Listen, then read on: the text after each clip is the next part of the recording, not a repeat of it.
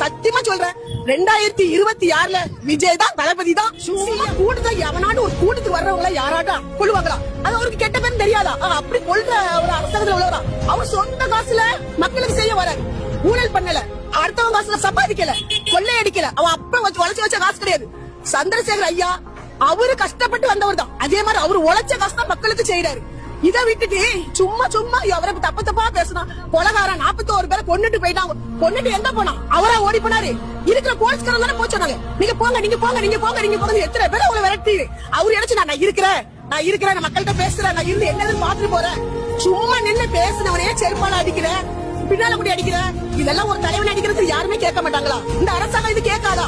இதுக்கு ஒரு என்னென்ன அதிகாரி எனக்கு பேச தெரியாதுப்பா. எதாவது அதிகாரி எல்லாம் வந்து கேக்குறாங்க, இதெல்லாம் கேக்குறாங்க. பொண்ணா யார் பொண்ணா? அவரை கூட இதுக்கு முழு காரணம் செந்தில் பாலாஜி தான். என்னென்ன அநியாயமா நடந்துக்கிட்டு